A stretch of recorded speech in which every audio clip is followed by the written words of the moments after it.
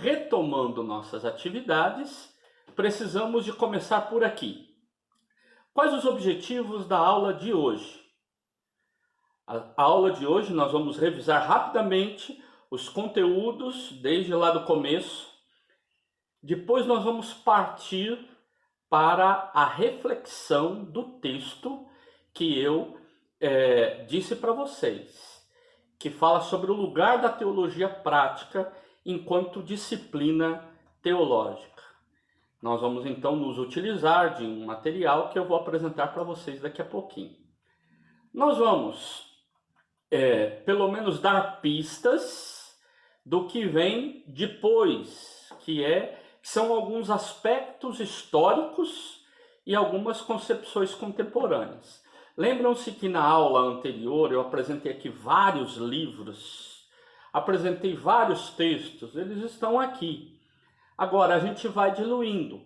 Alguns eu vou sugerir enquanto leituras para vocês, outros eu vou solicitar, mas exigindo que postem algo, e depois nós vamos também indicar outros materiais, colocando apenas lá na plataforma, e você pode fazer então o download para a sua biblioteca virtual. Aproveitem, escolham um lugar onde você vai guardando os seus materiais. Amanhã ou depois, você, quem sabe, vai querer voltar a textos importantes, a materiais importantes que você estudou no decorrer da sua formação teológica. Então, invista tempo nisso. Vamos então recapitular um pouquinho as nossas aulas anteriores. Primeiro, lembram-se lá da ideia do ócio e do negócio? Ou seja, precisamos de tempo que seja dedicado para a reflexão. Ócio não é ficar sem fazer nada. É dizer, esse tempo aqui agora é um tempo importante que eu estou me dedicando para refletir, para estudar, para buscar conhecimento. Então, ócio é tempo livre para pensar. Negócio, nesse sentido, que estamos tratando aqui enquanto um sentido etimológico, enquanto negação do ócio, ócio significa sem tempo livre. Às vezes estamos tão envolvidos em atividades, em ações, em produzir algo. A máxima do capitalismo, tempo é dinheiro, então tem que estar fazendo isso. Nós corremos o risco de trazer, inclusive para o ministério pastoral, esse pensamento. Existem pastores e pastoras que são workaholics, ou seja, viciados em trabalho. Eles querem sempre estar produzindo, fazendo, parece que nunca termina, então fazer, e às vezes se faz, inclusive sem refletir e sem pensar. Agora, quando paramos para pensar, para refletir, a gente pergunta, mas espera aí, qual que é a verdade? O que é verdade? Ou seja, nessas apresentações de leituras diferentes do mundo, e aí eu exemplifiquei através da parábola dos 6 sábios cegos, de que a gente tem dificuldade para olhar para o todo e às vezes transformamos a parte, aquela parte que nós estamos olhando como sendo a única verdade. É necessário diálogo entre os saberes. É necessário avançar nessa ideia de dialogar sempre sobre as formas diferentes de conhecimento. Um exemplo que eu trouxe foi da antropologia. Você tem várias formas de abordar sobre o conhecimento do ser humano, Vamos estudar o ser humano. De que ponto de vista? Lembram-se lá da frase de Leonardo Boff? Todo ponto de vista é a vista de um ponto. Então, a gente precisa de saber de que ponto nós estamos falando para apresentar este ponto de vista. Nós também refletimos sobre um texto do Edgar Morin que trabalha o aspecto da complexidade. Ele fala sobre a teoria da complexidade. E ele diz que, infelizmente, o conhecimento de alguns séculos para cá se tornou tão especializado que as pessoas têm ideia da parte e defendem a parte. É necessário uma visão mais ampla e entender que de fato as coisas são complexas e que as explicações não são fáceis e que a forma de conhecer as coisas não são tão fáceis assim. É um pouco mais complexo. Complexo é a ideia de tecido junto. Lembre-se sempre, complexos é tecido junto. Lembre-se do tecido, lembre-se da teia da aranha, ela é tecida junto. Então não dá, eu quero falar só disso, ela está ali presa a outra coisa, eu tenho que ter uma noção um pouco mais ampla daquilo que eu estou estudando. Vimos então, na última aula, na aula passada, um texto apresentado pelo Libânio. Libânio é um pastoralista e ele, preocupado com a formação daqueles que estudam teologia, filosofia, ele escreve um texto que fala sobre uma introdução à vida intelectual. E nós vimos que, de fato, é muito difícil para alguns essa entrada na vida intelectual, essa entrada nessa vida de acadêmicos, de estudantes.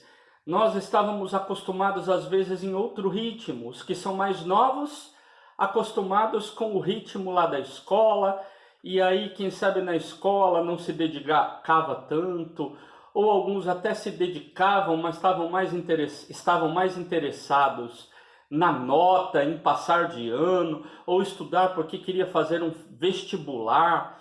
Quer dizer, é um estudo com segundas intenções, né? Então, é um estudo com segundas intenções. Eu vou estudar para... Quando a gente estudar um pouquinho de outros autores, aqui o Marcos brincou, eu ia pela merenda, ara. Então, imagine só que existem imperativos categóricos, Kant vai dizer isso, né?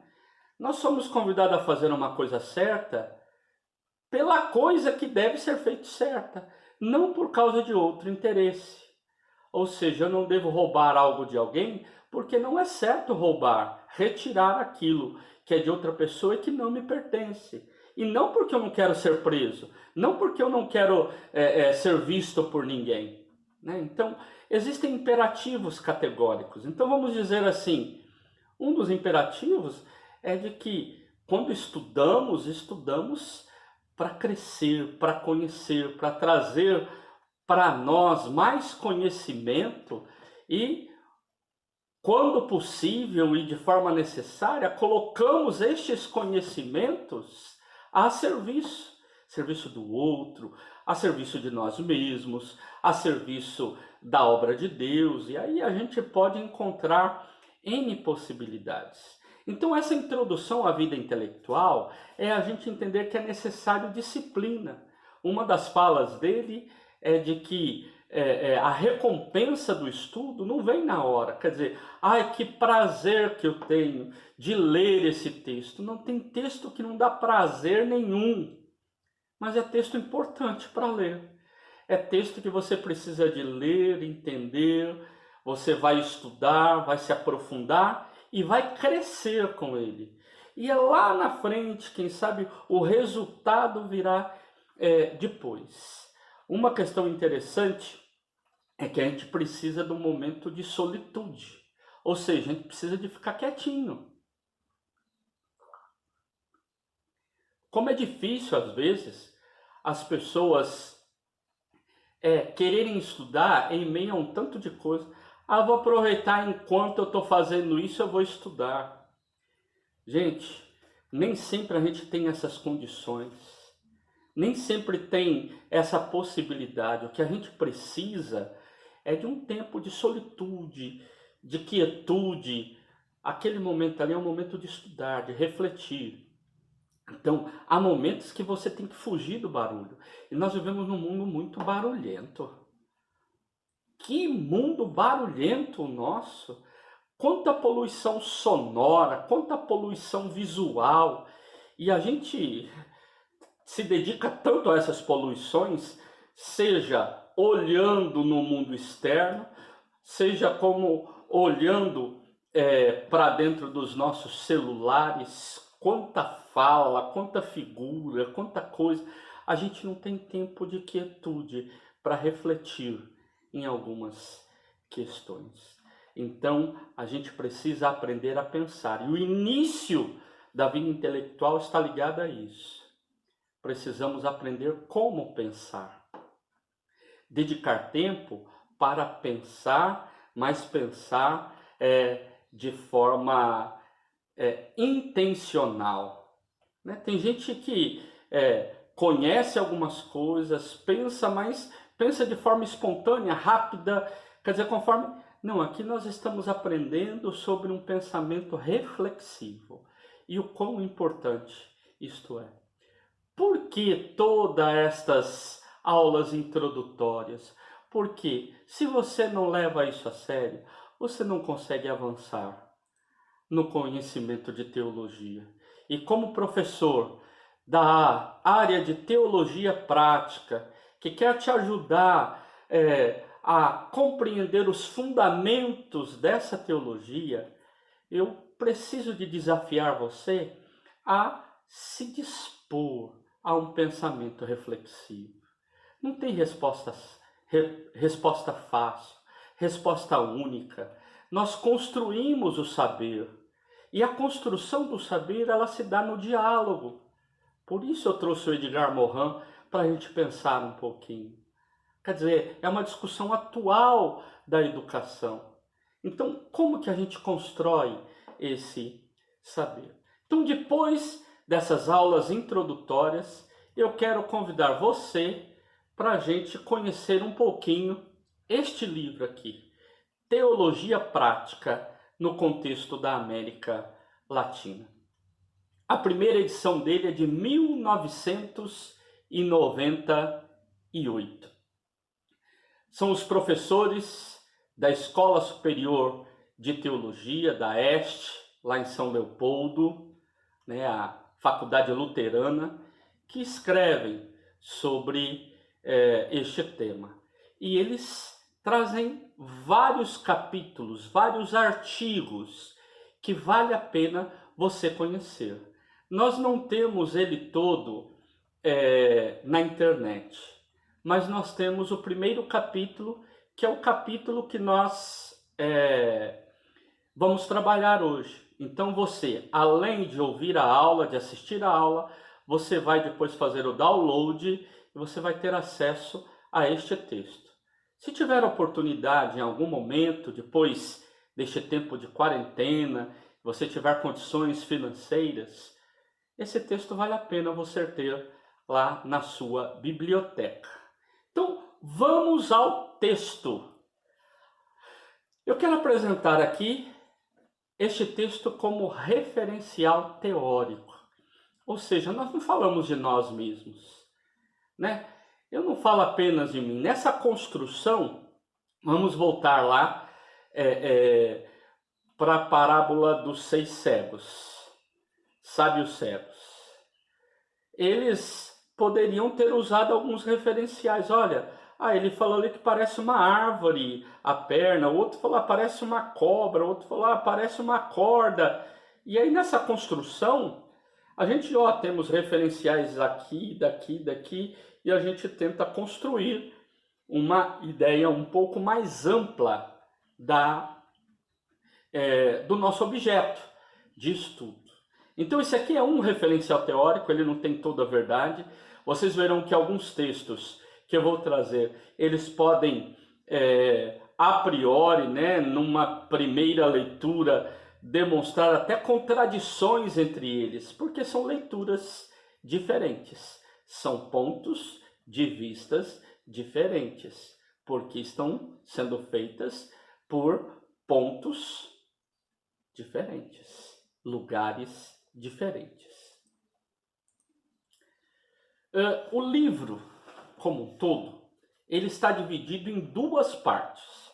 Então, quando você vai se propor a ler um texto como esse, que ele é chamado em alguns momentos como Manual de Teologia Prática, ou seja, é um texto elaborado e utilizado inclusive na formação de muitas pessoas nessa área da teologia. Então é um bom texto, vale a pena você ler, estudar. Na primeira parte ele trabalha os fundamentos, ou seja, as ideias sobre teologia prática. Na segunda parte, ele apresenta disciplinas específicas, ou seja, subdisciplinas dessa disciplina chamada teologia prática. E aí ele vai apresentando a educação cristã, a liturgia, a homilética, o aconselhamento pastoral. Então são áreas da teologia prática que precisam ser trabalhados, tratados. Vocês verão que na hora de trabalhar as definições, que eu quero deixar um pouquinho mais para frente, nós vamos ver que algumas pessoas definem, né? E aí nós vamos colocar vários autores, definem teologia pastoral e teologia prática como igual, outros dizem não é igual, uma está contida na outra, e aí nós vamos trabalhar um pouquinho isso, mas é importante entender o que é teologia prática, o que é teologia pastoral, o que é pastoral, o que é praxis. Se a gente não tem ideia das reflexões em torno da praxis, que começa lá atrás, lá na filosofia clássica, e ela vai se desenvolvendo e chega aqui na modernidade com reflexões importantes sobre elas, nós temos dificuldade de entender essa ideia de teologia prática, porque precisamos de compreender o significado de praxis, né? E até filosofia da praxis. O que é isso? Aí a gente vai conversar um pouquinho sobre essa ideia. Então, quem é que faz a apresentação desse livro? Lembram lá do Libânio que nós estudamos na aula passada? Isso. O Libânio, que fala sobre introdução a uma vida intelectual, ele é quem faz a apresentação desse texto. João Batista Libânio, ele faz a apresentação do texto e ele diz o seguinte, que este texto, este livro, pode ser considerado um estatuto epistemológico da teologia prática. Ele estabelece a clareza desse estatuto. Ele elucida, ilumina esse estatuto epistemológico. Então, nessa aula, eu quero apresentar para vocês este texto, que é o primeiro capítulo do livro em questão. Então, qual é o título desse capítulo? E vocês já têm aí no Moodle. Se você quiser acompanhar no Moodle, você pode também fazer o download e acompanhar. O título desse primeiro capítulo é O lugar da teologia prática como disciplina teológica. O lugar da teologia prática como disciplina teológica. Olha uma das primeiras frases do capítulo. Ele vai dizer assim, por todos os lados e perpassando as mais diversas denominações religiosas, vão pipocando práticas pastorais as mais diversas. É sem dúvida um momento rico e criativo que vive a pastoral latino-americana. Ou seja, você quando olha para essa imensidão de denominações, e olhando dentro das denominações cristãs, você enxerga leituras e ações pastorais das mais diversas, você começa a pensar então, peraí, nós temos uma prática pastoral, uma ação pastoral muito diversificada. Quer dizer, muito diferente umas das outras. E aí, diante disso, ele vai dizer, do mesmo jeito que elas são diferentes, elas são propostas de locais diferentes, de lugares diferentes, são norteadas de pressupostos diferentes. Então, de que pressuposto parte um pastor X, uma denominação X, para convocar o povo a agir dessa forma? Nós temos tantas diferenças que se dizem doutrinárias, mas nem sempre são doutrinárias, porque não tem nada a ver com a doutrina. São ações ligadas a uma cultura, são ações ligadas a uma experiência pessoal de alguém. Alguém que, a partir do seu senso comum ou da sua experiência pessoal, impõe a outros uma determinada prática. Então, quer dizer, essas propostas, precisamos de ver de onde ela vem, de onde ela nasce. Ela nasce do texto bíblico? Ela nasce da tradição da igreja, da forma como a igreja interpretou o texto bíblico? De onde vem? Quais são os pressupostos que orientam essa prática na vida da igreja? Aí nós já estamos realizando a praxis. Olha que interessante. Se você ainda não sabe o que é praxis, nós vamos trabalhar melhor. Mas olha, quando você reflete sobre a prática e depois você pratica levando em consideração a reflexão que fez anterior, e aí, após essa prática, você reflete de novo, e aí você vai, pratica o que refletiu, reflete sobre o que praticou, a isso nós chamamos de praxis. Essa praxis é importante se queremos entender o papel da teologia prática. Ou seja, de onde vem esse conhecimento? De onde vem essa orientação para se praticar assim, se fazer assim? Quem disse? Quando disse? De onde é que você está tirando isto? Então a teologia prática, ela se preocupa em refletir sobre essas ações, sobre a prática da igreja. O Rock vai dizer assim, há um distanciamento entre aquilo que se vive na igreja local e aquilo que se reflete na academia, no que diz respeito à teologia prática. Ou seja, nós temos uma leitura daquilo que é a prática, o cotidiano de uma igreja, e nós abordamos sobre a prática, quem sabe num outro prisma. Então, na avaliação do Rock, nós estamos distantes demais. E precisamos do quê? De uma aproximação. Essa aproximação entre aquilo que é a prática real da igreja, que pode estar certa ou errada, mas é a prática da igreja, precisa de ser aproximada dessas teorias, desses estudos, desses conhecimentos, que podem estar certos ou errados.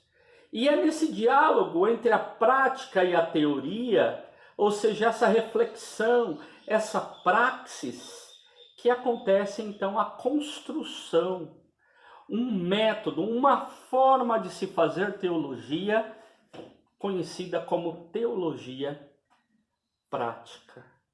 Agora, para isso, é necessário que a própria área da teologia prática aprenda a se definir, o que tem sido uma dificuldade muito grande. Na hora que nós trabalharmos os aspectos históricos dessa disciplina teologia prática, vocês verão que a gente até hoje não consegue trabalhar com clareza este tema.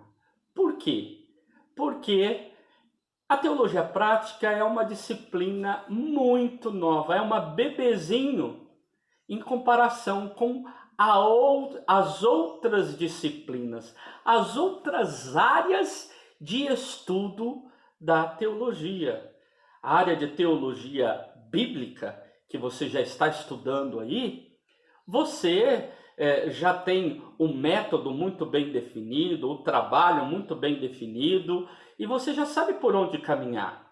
A teologia histórica e sistemática, ela também já tem um método que já foi comprovado e talhado e trabalhado no decorrer da história. Agora, a teologia prática está em construção. Construção desse saber, construção dessa forma de construir, dessa forma de conhecimento teológico. Então a gente precisa de ter clareza de que teologia prática, essa forma de fazer teologia, ela é nova e está em construção. E nessa construção, nós temos ainda muitos diálogos por vir, muitas reflexões por vir. Então, há uma falta de clareza entre os diálogos dentro da área da própria teologia prática. Ou seja, as subdisciplinas. Às vezes a gente não tem muito esse diálogo. O que tem a ver o aconselhamento pastoral com a pregação? O que tem a ver a visitação com a educação cristã? A liturgia está ligada aqui. Quer dizer, como que a gente dialoga tudo isso? Isso é construção. É construção de décadas para cá. Nós não estamos falando de séculos e séculos. É um pouco mais de um século. Então a gente precisa de ter clareza disso daí. Além dessa falta de clareza das subdisciplinas, o que a gente tem também é uma falta de clareza das nomenclaturas, como eu estava falando para você. O que é teologia prática? O que é teologia pastoral? O que é teologia aplicada? A confusão na definição destes termos, dessas expressões, faz com que a gente trate tudo igual. E quando tratamos tudo como sinônimo, nós não sabemos trabalhar as diferenças. Por isso, o meu convite é que você se dedique à leitura. As leituras podem nos ajudar a avançar nas nossas reflexões e, principalmente, avançar no conhecimento de determinadas terminologias.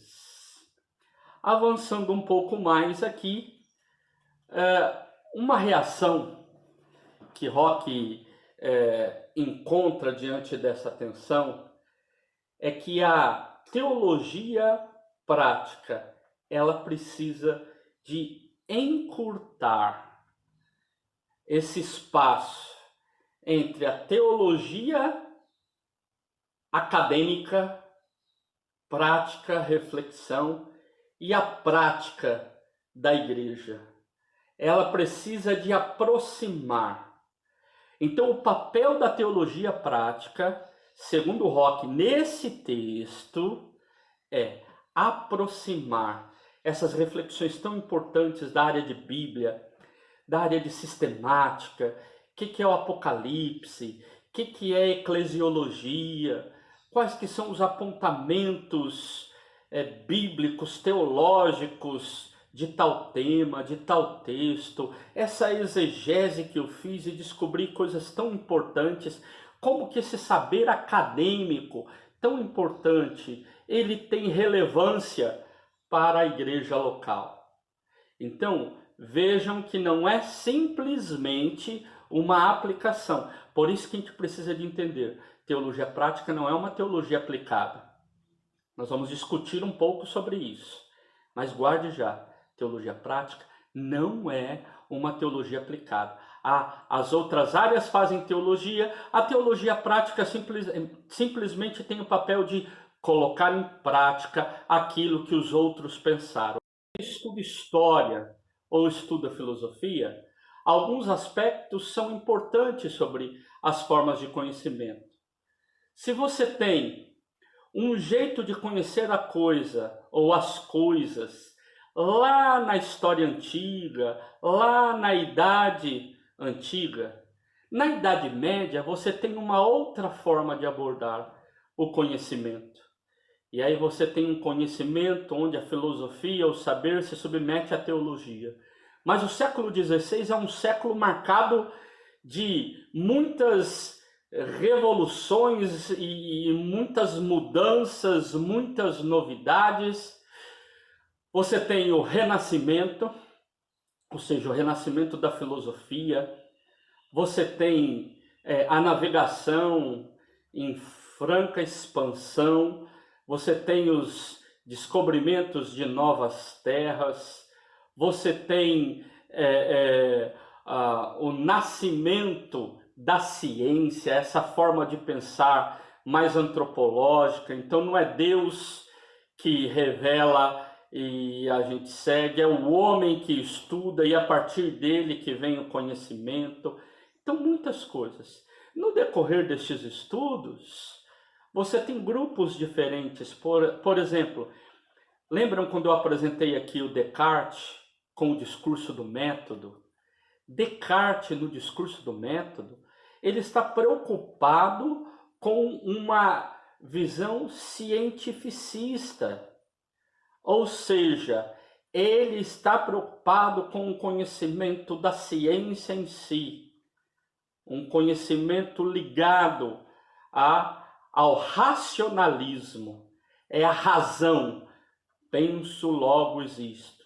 O racionalismo. E aí você tem um grupo muito grande de teóricos e estudiosos racionalistas.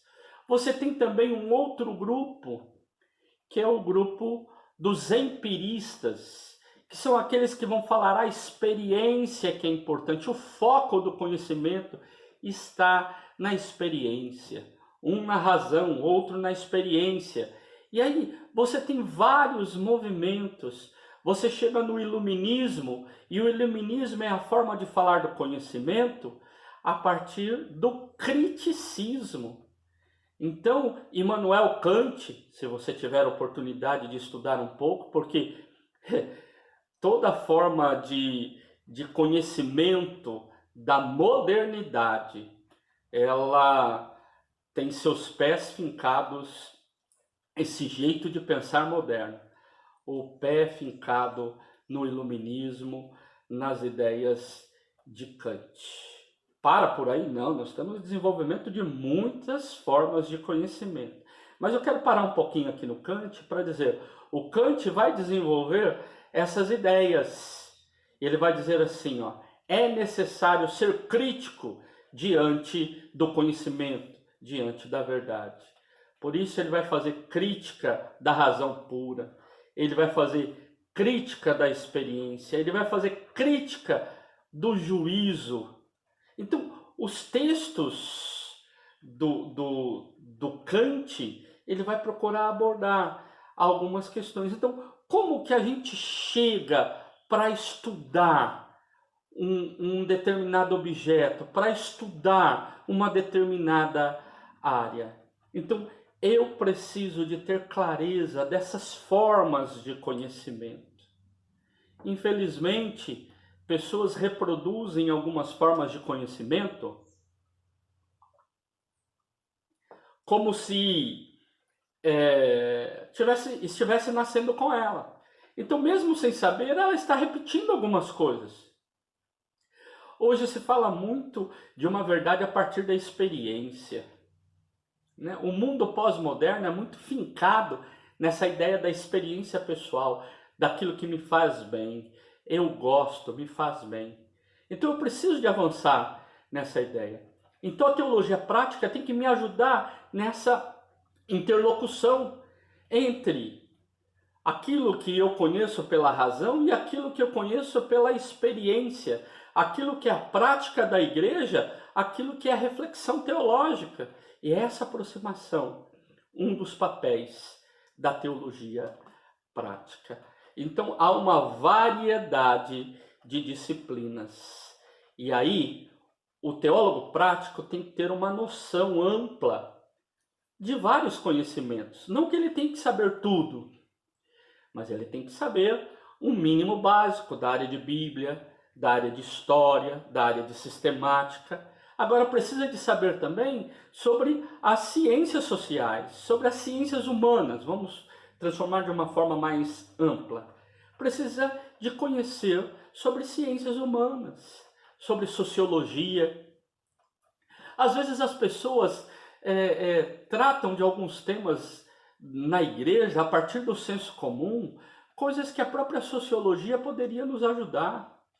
A psicologia, né? Eu gosto muito de trabalhar aconselhamento pastoral, gosto muito de falar sobre visitação. Na área da teologia pastoral, que aí, teologia prática, dentro da teologia prática, naquilo que eu vou trabalhar com vocês aqui, encontra-se a nossa disciplina, que é a teologia pastoral. Dentro da teologia pastoral, que você cuida da capacitação, da reflexão, das ações da igreja, ou seja, ações da igreja para si mesma e ações da igreja para o mundo. Então vamos lá. Eu vou dar um exemplo do tema então da visitação. A visitação, ela pode fazer uso de muitos aspectos da psicologia. Vou dar um exemplo. Às vezes se faz visitas na igreja. Um pastor faz a visita pastoral, uma pastora faz a visita pastoral. Quem sabe alguém tarimbado, alguém que já passou por uma formação teológica, teve oportunidade de investir em ócio, em estudar, em ler um bom livro, em ler livros de aconselhamento pastoral. Então, ele teve essa oportunidade. Agora também há visitações feitas por membros da igreja, né? Vamos colocar lá por um grupo de mulheres, uma sociedade de mulheres que vão visitar as suas sócias, as suas amigas, as suas irmãs. O nível de visitação e a forma de abordar alguns conhecimentos mais complexos é bem diferente. Por exemplo, um pastor, uma pastora que tem um conhecimento maior de dados da psicologia, dados do aconselhamento pastoral, pode abordar de uma forma, de uma melhor forma, o tema apresentado pela pessoa visitada. Então vamos colocar um exemplo prático. Chega-se na casa de uma pessoa e essa pessoa lá está com um problema. O problema dela e ela não tem ido à igreja, tem estado entristecida e precisa de uma palavra de ânimo, de carinho. E aí as amigas, as irmãs vão visitá-la. E aí ela abre seu coração. Ela diz assim: olha, eu estou com problema porque meu marido tem bebido muito, ele chega em casa bêbado, às vezes eu tenho que buscá-lo lá no bar, o meu filho tem me dado muito trabalho na escola, e começa a falar do seu problema. Ao invés de ouvir, de escutar, as pessoas que não estão, vamos dizer assim, solidificadas, fincadas em alguns pressupostos mais teóricos, tendem a dar respostas rápidas. Pegam lá o texto bíblico e já, pega o texto e enfia a goela abaixo. Irmã, você precisa de ter mais fé, você precisa de acreditar. A Bíblia diz: crê no Senhor Jesus e será salvo tu e a tua casa. Você precisa de confiar. Aleluia! E aí aquela mulher que tem o problema real do marido, que tem trazido tanto transtorno para ela, ela descobre que ela também tem outro problema. Ela tem falta de fé. O problema dela é que ela não ora direito, ela não jejua direito, ela não é uma boa cristã. Peraí, essa irmã ora, essa irmã faz tudo, mas ela vai ficar com essa sensação de que o problema dela é que ela não é uma boa cristã, por isso que ela tem problemas na vida. Ou uma outra abordagem, alguém que ao chegar lá e ouvir esse testemunho, minimiza a dor. Isso não é nada, menina. E meu marido, além de beber, ele me traiu. E ó, o meu filho está mexendo com droga, foi preso. Então, ela minimiza o problema da outra pessoa. Ao invés dela ouvir, acolher, permitir que a pessoa vomite, que a pessoa coloque para fora a sua dor, a sua angústia, ela elabore, né, esse sentimento que está machucando, que está ali, sabe, ferindo ela. Na hora que ela começa a colocar para fora, coloca um tufo, ó, na boca dela, sabe? E o ruim é que esse tufo é a melhor coisa que existe no mundo, mas que se torna um instrumento do mal, a Bíblia. Ó, aquilo que era para libertar se torna um entrave na garganta da pessoa. Se torna um entrave aqui que ela não consegue expressar a sua dor. Como é importante nós então fazermos usos deste conhecimento, uso dessas ferramentas do conhecimento. Então eu preciso de conhecer as outras formas de fazer teologia e preciso de conhecer também que existe outras áreas do conhecimento, principalmente das ciências humanas, que nos ajudam na construção do saber teológico. Então, como que eu faço a teologia? Construindo uma abordagem, vamos dizer assim, poimênica, cuidadora, abençoadora na visita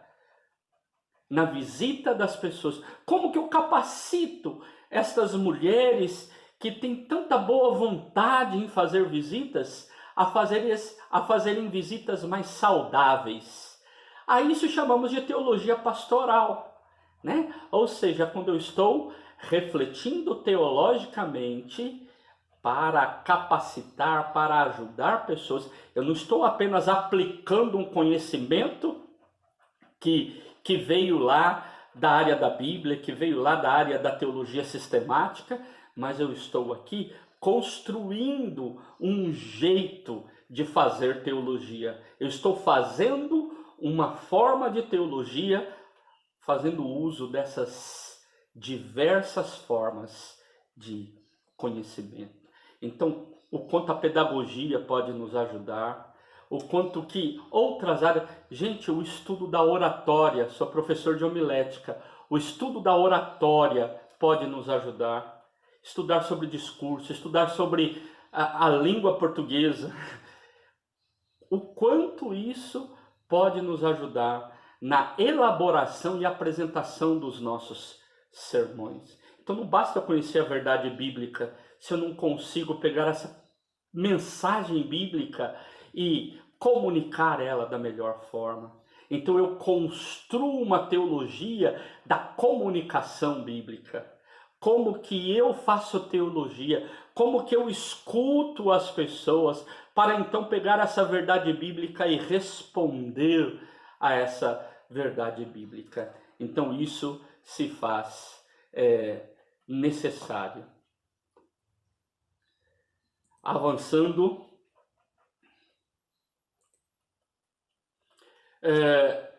o Roque vai apresentar aqui uma breve abordagem histórica em torno do nascimento da teologia prática. Mas nós não vamos dedicar tempo aqui agora, porque nós vamos ter outros textos que trabalham melhor. Então o Roque vai apresentar aqui uma forma. Então, uma questão importante é que ele diz assim: a teologia, ela não é autossuficiente, mas também ela não pode se subestimar. Ela não pode ter esse sentimento de mimimi, tadinho de mim, teologia. mas também ela não pode achar que ela é explicação para todas as coisas. Então, ela precisa de encontrar o seu espaço enquanto disciplina, e aqui falando de forma específica, a teologia pastoral, ou melhor, a teologia prática, e aí dentro dela a teologia pastoral, ela só vai encontrar o seu espaço como disciplina se ela não achar que ela está acima de todas, ou achar que ela é uma reflexão muito simples e que não deve estar lá mesmo. Não, ela precisa de dialogar com as outras disciplinas, sejam elas disciplinas teológicas, sejam elas as mais variadas formas de conhecimento, as mais variadas formas de trabalho. Rock, então, ele vai apresentar o protestantismo europeu como um exemplo. Ele vai dizer, olha, quando nós olhamos para o protestantismo europeu, lá nós encontramos 3 modelos de teologia pastoral. Então vejamos, 3 modelos de teologia pastoral. Um primeiro modelo que ele vai abordar aqui diz respeito à teologia prática como prática da teologia. O que seria isso? A teologia prática seria apenas um instrumental. A teologia sistemática fala sobre eclesiologia. Então eles têm o saber eclesiológico pronto. A teologia prática é simplesmente pegar uma teoria que está pronta e colocá-la em prática. Não será isso que nós vamos definir lá no final. Mas esta é uma forma um modelo de teologia apregoado por muitos teólogos práticos no decorrer da história. Você tem o segundo modelo, que é o modelo da teologia prática como teologia da prática. Ou seja, fala-se da prática eclesial. Então, o que é a teologia prática? Uma teologia da prática. Você simplesmente fala da prática da igreja. Você não precisa de se envolver com outras formas de conhecimento. Você vai ali simplesmente colocar em prática o ato de fazer. Assim que se prega, assim que se visita, assim que se faz. Prática é assim. Então, é uma teologia da prática. Se num primeiro está ligado muito à ideia mais racionalista, ao saber, o conhecimento real, e aí você simplesmente vai colocar em prática através da teologia prática, esse segundo vai dizer assim, não, a experiência que é importante. Nós vamos ensinar as pessoas a fazerem do jeito certo em suas experiências. Há também um terceiro modelo, eu não mudei aí, O Ctrl+C, Ctrl+V ficou segundo modelo também, mas é o terceiro modelo, é a teologia prática como ciência da prática. Ou seja, é uma forma de conhecimento que é construído a partir do diálogo, principalmente com as disciplinas sociais, com o conhecimento da área das disciplinas sociais. E aí traz o que? Luz para a praxis da igreja. Então, não é apenas o conhecimento, e aí você coloca em prática o conhecimento. Não é também você tem uma experiência e aí tanto faz aqui o que diz a teoria, porque a experiência é que está em foco. Agora aqui diz assim, não. Você precisa da praxis, que é olhar para uma sociedade, olhar para as experiências e analisar essas experiências a partir dos referenciais teóricos ou referenciais teológicos. E esses referenciais teológicos ajudam a repensar essa prática. E essa prática ajuda a gente a repensar a forma que construímos esse saber teológico. É um que vai mexendo no outro, por isso um diálogo. Não é monólogo, né? É um diálogo, ou seja, a gente refaz aquilo que a gente já definia a partir da leitura, principalmente, vamos olhar, da cultura. Como que eu interpreto o texto para determinada cultura?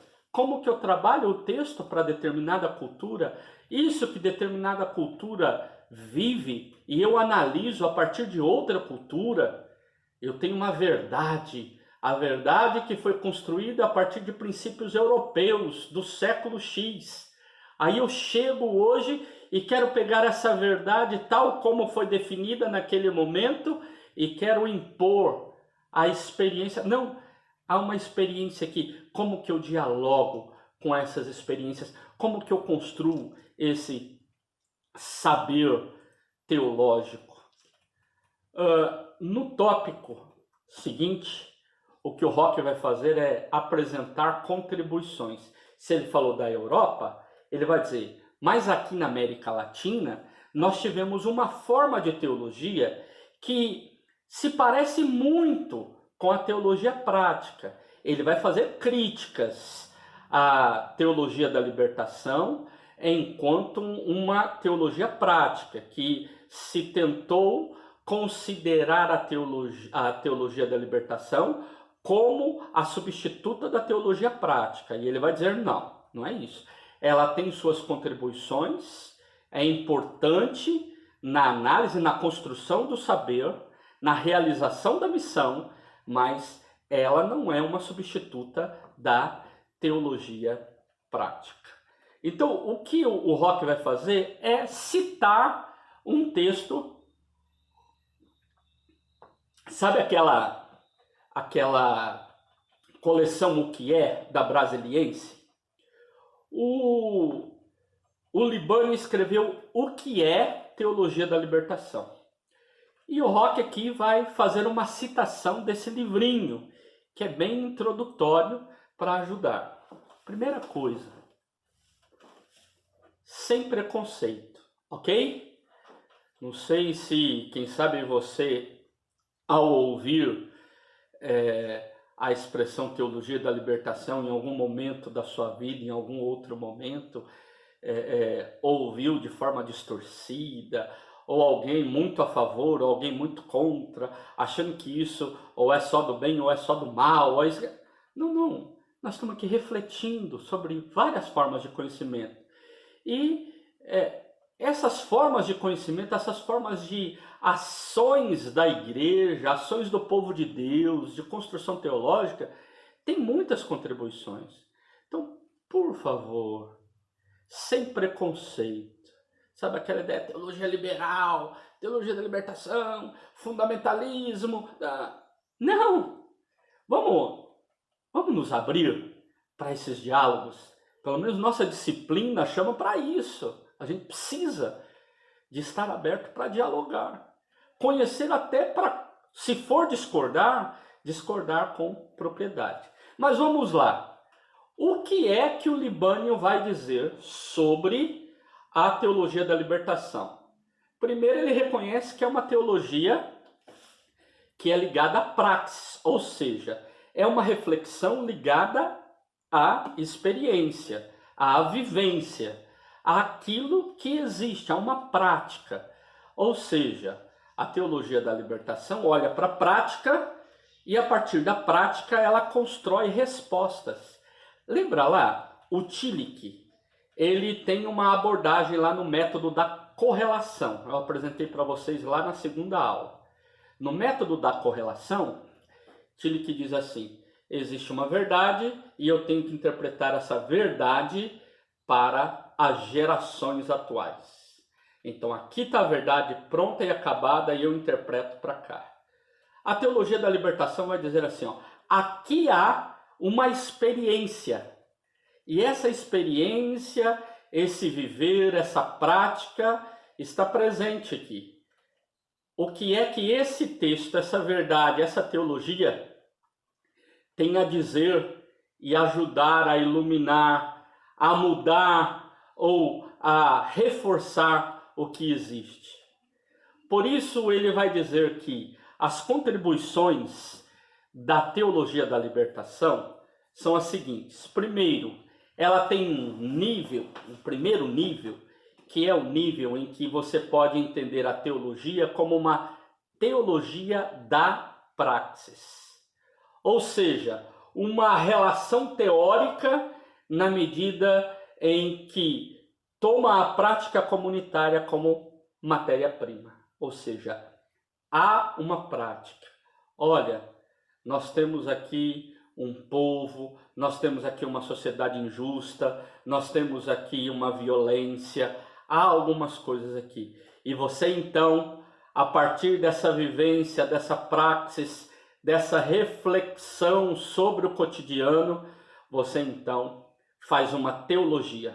Você constrói uma teologia, você pega os saberes da teologia e constrói uma teologia para responder a essa praxis, a essa construção.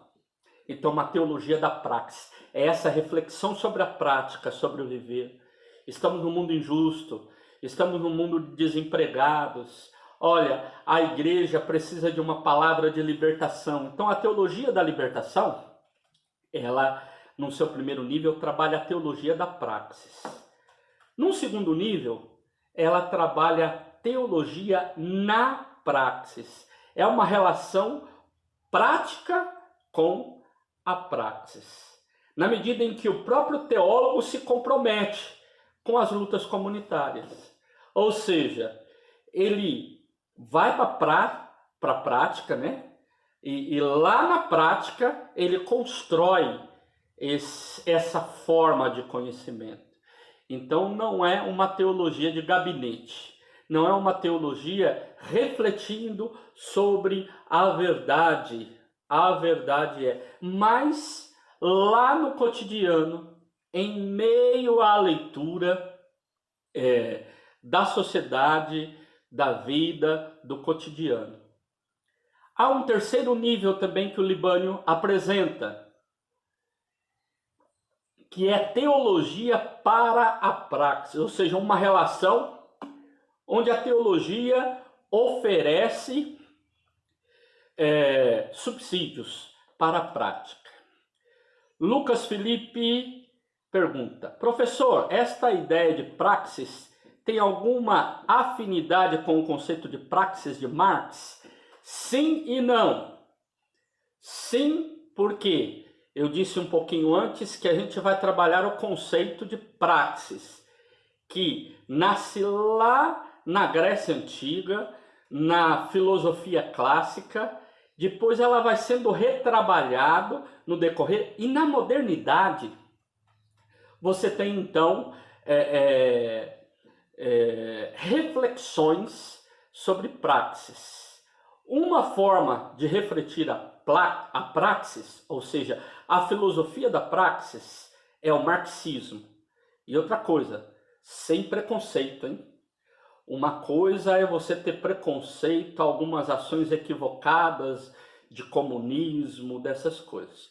Outra coisa é você entender uma teoria, e a teoria da praxis em Marx é muito interessante para nós. Então, por isso, Lucas, eu digo sim e não.